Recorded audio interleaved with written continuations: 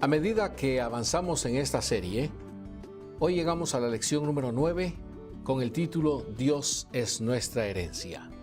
¿Qué es una herencia? Es una costumbre heredar cosas de nuestros padres. Nuestro Padre Dios también nos da una herencia. Esta lección precisamente es un estudio de lo que hemos heredado como hijos de Dios. ¡Qué gran herencia! Dios, nuestro todo. Había una tribu de Israel a la cual Dios no dio tierras, sino le dio una herencia infinitamente más que sembradíos. En Josué capítulo 13, versículos 14 y 33 vemos que Dios mismo fue la herencia de los levitas, pero a la tribu de Leví no dio heredad. Los sacrificios de Jehová, Dios de Israel, son su heredad, como él les había dicho, mas a la tribu de Leví no dio Moisés heredad. Jehová Dios de Israel es la heredad de ellos, como él les había dicho. Los levitas no tenían territorios ni extensiones de terrenos. Dios fue su suerte. ¡Qué gran riqueza la que ellos heredaron! Muchos sueñan con hectáreas de trigo y maíz creciendo hacia el sol. Tener al Creador es adquirir lo más fenomenal de todo. Uno puede luchar para ganar el mundo y sus riquezas, pero heredar el Todopoderoso es lo máximo. Heredando al Creador, los levitas consiguieron todo. ¡Qué privilegio tan grande! Su única preocupación era servir a Dios en el tabernáculo. ¿Sabe qué? Dejaron todos los otros intereses a un lado, completamente a un lado. Dios era su pensamiento todas las horas del día, cada día de la semana. Ellos podían meditar en el perdón de Dios, su cuidado sobre su pueblo, su poder, su santidad y toda su hermosura. Ahora bien, el tabernáculo y después el templo eran una ilustración de Dios y su salvación. Los levitas vieron las enseñanzas del tabernáculo y sus sacrificios y las compartían con el pueblo. Afortunados estaban, porque en el tabernáculo moraba la misma presencia del Dios vivo. Ellos gozaban de Dios mismo porque sus vidas fueron consagradas a Él. En vez de vivir para sí mismos, vivían para Dios cerca de su presencia, ofreciendo sacrificios y oraciones a Él cada día en el templo. Ellos fueron llamados para dejar su vida atrás y vivir para Dios, disfrutando de Él. ¡Qué favorecidos! Ellos gozaban conocer a su Creador desde cerca. Surge la pregunta, ¿somos nosotros como los levitas? Hemos heredado a Cristo, nuestro Creador y Salvador. Por eso debemos ser como los levitas y acercarnos más a Cristo. Nos basamos en 1 de Pedro capítulo 2 versículo 4 cuando dice, acercándoos a Él, piedra viva, desechada ciertamente por los hombres, mas para Dios escogida y preciosa. La razón por que podemos acercarnos al Dios Santísimo es porque Cristo fue escogido por Dios. Unos versículos más después, en 1 de Pedro 2:9, vemos ahí que estamos escogidos también. Y dice, mas vosotros sois linaje escogido, real sacerdocio, nación santa, pueblo adquirido por Dios, para que anunciéis las virtudes de aquel que os llamó de las tinieblas a su luz admirable. Porque Cristo fue escogido. Nosotros, por estar en Él, también estamos escogidos. ¿No le da gozo, no le da paz eso? ¿Sabe qué? Nunca vamos a deleitarnos de Él si no estamos convencidos que somos elegidos tal como los levitas. Como los levitas, nuestra vida permanece en Dios. No somos nuestros propios dueños, por supuesto, ni tenemos el derecho de vivir como queremos. No es nuestra vida para ver lo que queremos en la televisión o jugar como queremos o hablar como nos parece. No. Nuestro tiempo, nuestro trabajo, ojos, boca y oídos pertenecen única y exclusivamente a Dios. ¿Por qué? Porque Él nos escogió. Una mujer que se casa, por ejemplo, tiene que dejar su vida anterior y dar su vida a su amado esposo. Nosotros somos novia de Cristo y nuestra vida pertenece a Él. Por eso tenemos que abandonar la idea de que nuestra vida es actualmente nuestra vida. Mi vida pertenece a Dios y por eso es su vida. Cuando estamos convencidos que nuestra vida pertenece a nuestro novio, vamos a leer la Biblia como una carta de amor. Leemos la palabra del novio con ojos de fe. Su palabra cobra vida porque nuestro novio tomó la pluma y la escribió para su amada. Cuando levantamos su palabra con fe, estamos viviendo para nuestro novio y no para nosotros. Pero solo podemos deleitarnos de Cristo si estamos plenamente convencidos en nuestro espíritu que no somos nuestros. Nunca podremos apreciar a Cristo. Nunca podremos apreciar a Cristo si nuestro corazón está cautivado por vivir para nosotros mismos. Una pregunta. ¿Quiere usted conocer a Dios? Repito, ¿quiere usted conocer a Dios? Hoy es su oportunidad. Hay que estar disponible para Él en todo. Recién vamos a estar complacidos con el maravilloso amor de Cristo. Dios, la satisfacción del alma. El sueño de todo ser viviente, el sueño de la humanidad, el sueño de cada persona es estar envuelta en los brazos de alguien que nos quiere. Tantos libros y películas están dedicados a comunicar los anhelos de personas para encontrar a alguien que le valore y que esté muy feliz de vivir con él o con ella. La humanidad busca el verdadero amor más que cualquier otra cosa. Pero óigame bien, raras veces encontramos un amor puro y verdadero. En Salmo 63, versículos 1 al 3, se encuentra el único lugar para satisfacer el deseo de todo ser humano. Y oiga lo que dice el salmista: Dios, Dios mío eres tú. De madrugada te buscaré, mi alma tiene sed de ti, mi carne te anhela, en tierra seca y árida donde no hay aguas, para ver tu poder y tu gloria, así como te he mirado en el santuario, porque mejor es tu misericordia que la vida, mis labios te alabarán. Qué hermosas palabras las del salmista ahí en el Salmo 63. Dios es la fuente del amor genuino, en Él nuestra alma se contenta. Es lamentable que en la búsqueda del amor nos equivocamos. Perseguimos el amor, pero solo pescamos la inmoralidad. Esa es la cruda realidad. Tratamos de apagar nuestros deseos de amor gozándonos de cosas materiales como autos, casas, juegos y mucho más que podríamos enumerar, pero solo dan placer por unos instantes, por un momento. Solo Dios puede satisfacer los anhelos elementales del alma. Eso es buena noticia para los hijos de Dios. Lo tenemos a Él dentro de nuestra vida todo el tiempo. Como somos la novia del Salvador, somos los más grandes ganadores del universo. ¿Sabe qué? Nuestro novio nos aprecia y resguarda para el día de la boda. Puede usted estar seguro de eso porque Él dio su propia vida como precio para su novia. Efesios capítulo 5, versículo 25 dice: Maridos, amad a vuestras mujeres así como Cristo amó a la iglesia y se entregó a sí mismo por ella. Con una cena, una pareja recién casada celebra su amor. La novia y el novio se visten con elegancia en proclamación de su alegría. Y eso me lleva a invitarle para que me acompañe a Apocalipsis capítulo 19, versículos 7 y 8, donde habla de lo que pasará en el día de nuestra boda. ¿Qué dice Juan ahí en Apocalipsis?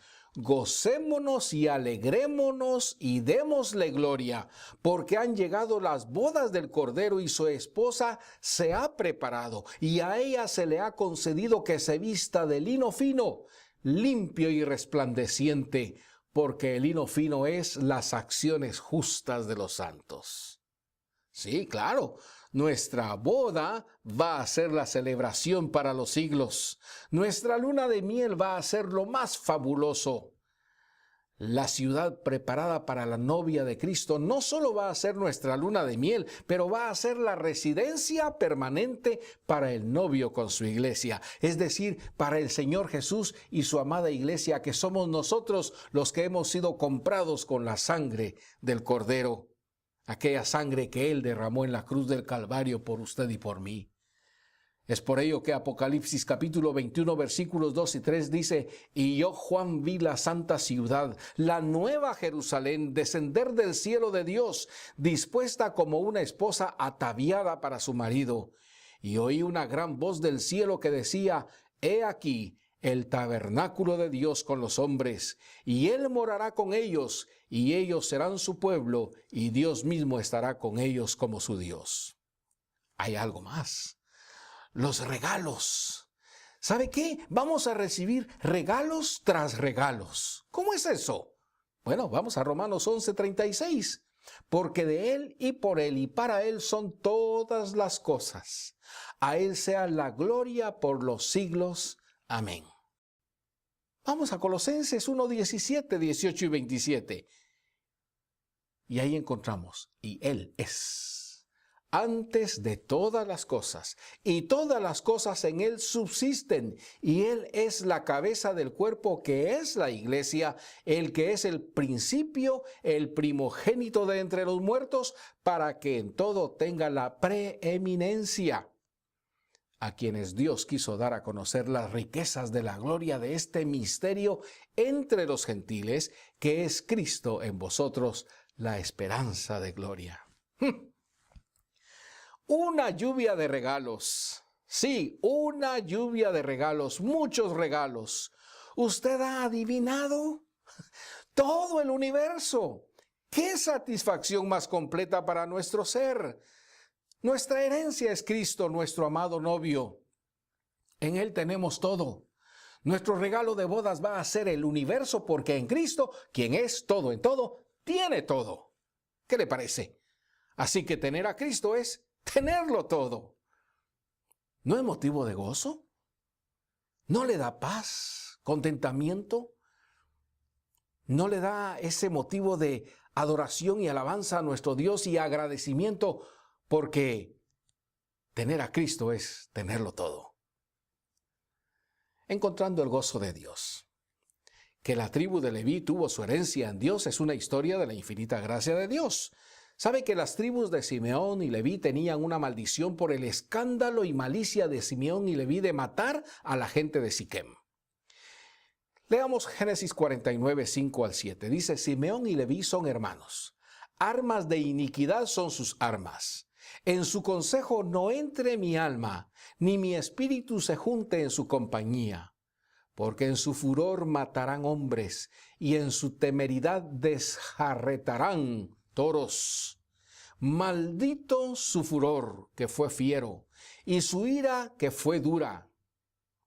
Yo los apartaré en Jacob, y los esparciré en Israel. Dios juzgó a Simeón y Leví. Esas tribus no tenían una herencia en Israel.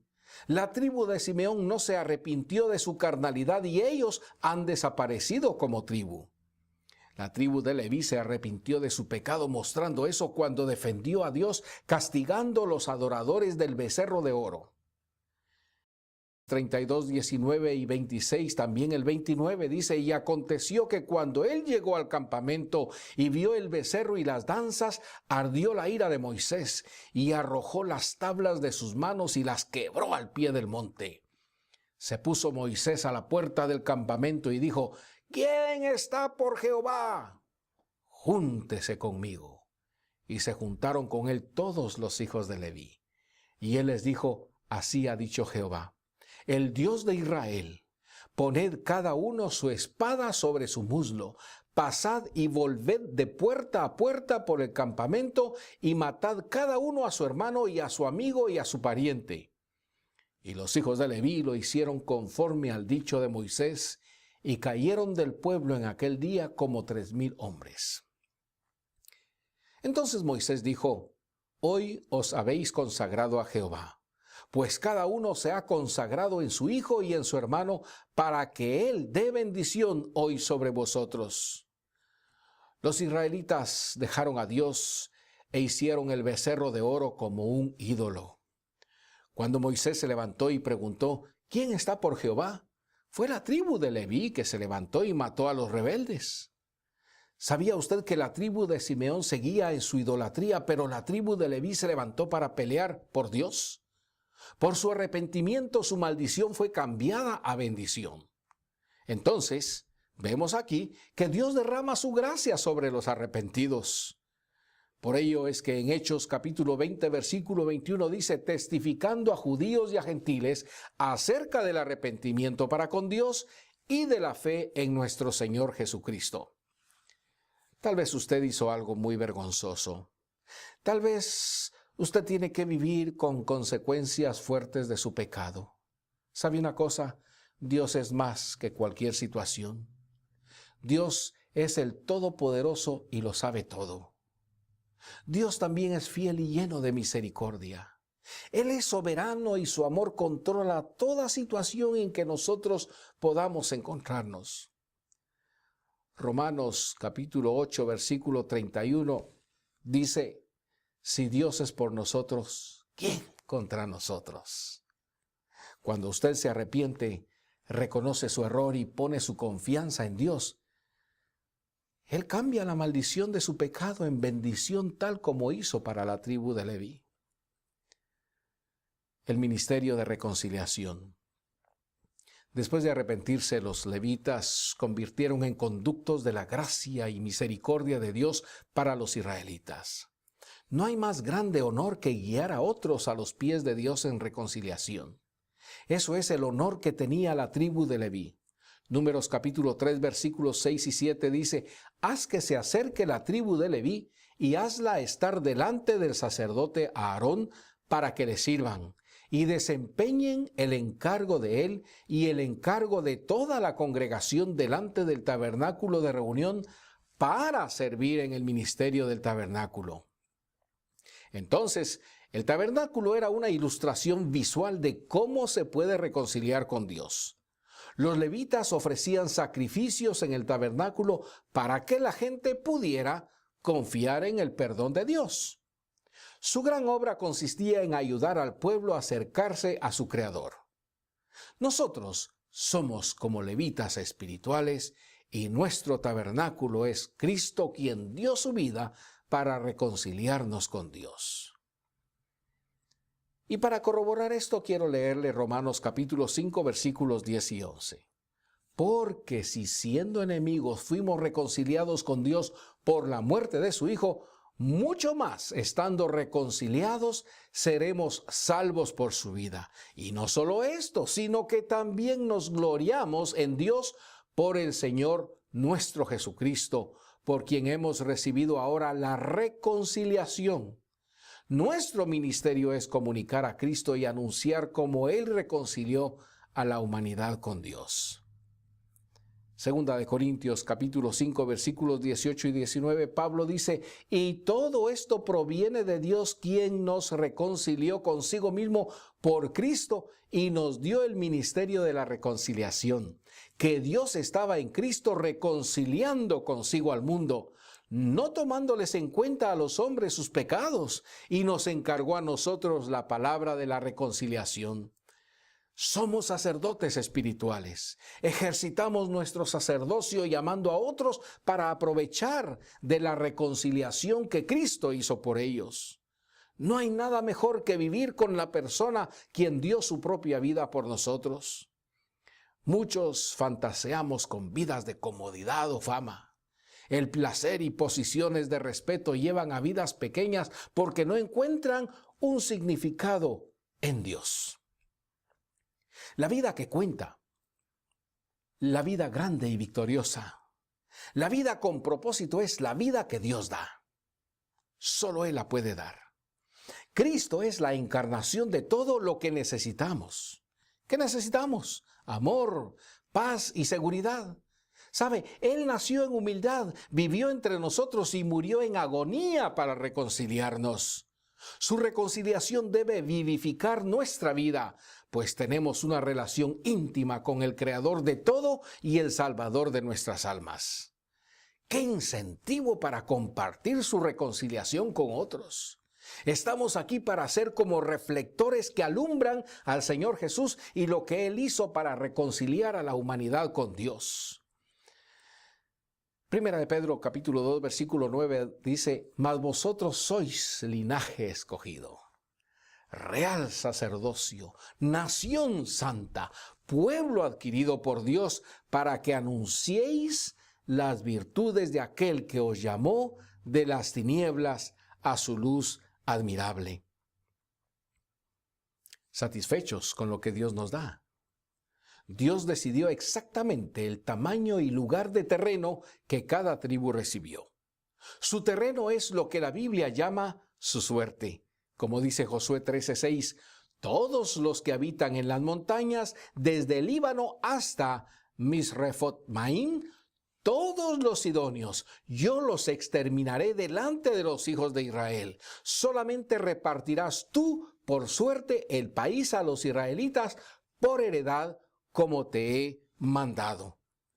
Entonces, si Dios decidió entregarles tierra montañosa o tierra de enemigos, ellos tenían que estar satisfechos con su parte. El contentamiento es una señal que uno está confiando en Dios. Pero estar disgustado con lo que le toca muestra una falta de confianza en Dios. He aquí la pregunta: ¿está usted satisfecho con la vida que Dios le ha dado? Tal vez le tocó una familia fragmentada, una familia con problemas, una familia que está tal vez separada. Tal vez ha crecido en pobreza. Bueno, puede ser que no tiene un cuerpo fuerte o no es inteligente o galán. Quizá está en una iglesia con muchos problemas, una iglesia difícil, vamos a decirlo así, con hermanos, entre comillas, especiales, o en una comunidad con gente mala. Tal vez está en un trabajo que no es de su agrado, un trabajo que tiene que hacer porque, bueno, en fin, usted necesita el dinero, pero que sus compañeros de trabajo no está usted contento con ellos, o que su jefe inmediato superior tampoco le cae bien. ¿Sabe? Si no estamos conformes con lo que Dios nos dio, estamos olvidando que Él puede cambiar nuestras dificultades en victoria. La verdad es que Dios nos ama. Él es infinitamente sabio y es soberano en nuestra vida. Dios desea lo mejor para nosotros. Pero la pregunta es, ¿va a gozarse de la porción de vida que Dios le dio, o estará triste o inconforme con lo que le tocó y lamentándose por todo el tiempo de lo que es y está? Siempre hay cosas difíciles. Siempre hay cosas desagradables en nuestras vidas. Pero vamos a ver las dificultades como oportunidades para confiar en Dios y ver su obra en nuestra vida. Veamos Josué capítulo 17, versículos 14 y 15. Dice, vemos ahí precisamente una tribu que no estuvo satisfecha con su suerte, por supuesto. Y luego dice el versículo 14, y los hijos de José hablaron a Josué diciendo, ¿por qué nos has dado por heredad una sola suerte y una sola parte, siendo nosotros un pueblo tan grande y que Jehová nos ha bendecido hasta ahora?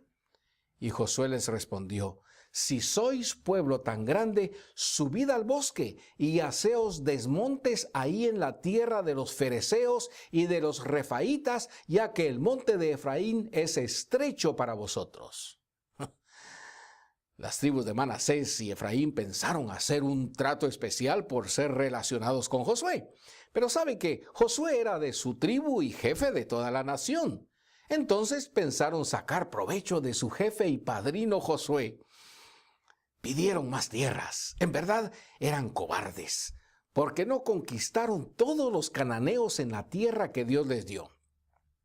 Su falta de estar satisfechos con lo que les tocó mostró que no confiaron en que Dios fácilmente pudo barrer a los cananeos. Cuando nosotros no estamos conformes con la situación que Dios permite en nuestra vida, ¿sabe? No estamos confiando en Él. Puede ser que estemos involucrados en un problema que conduce al pecado, y debamos salir lo más pronto posible. Pero en general, Dios permite situaciones difíciles para ayudarnos a crecer espiritualmente, o dicho en otras palabras, para madurar nuestra fe. Hay que recordar que Dios es infinito y más grande que cualquier situación. No es ningún problema para Dios hacernos florecer donde Él nos plantó.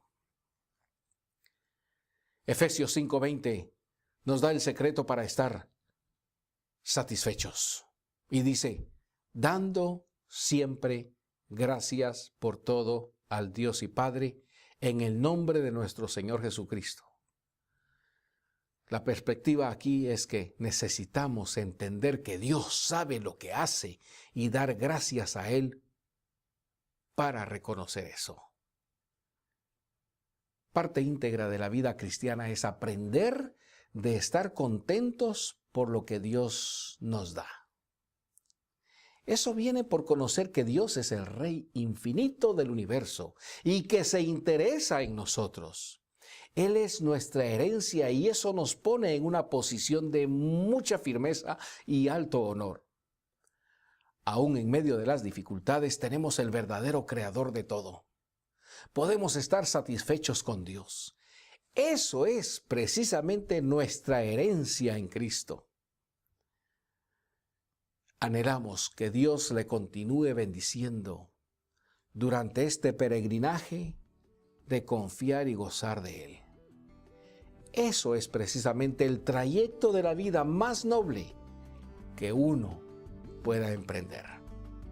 Le invitamos para nuestra próxima lección. Verá lo interesante que es. Hasta luego.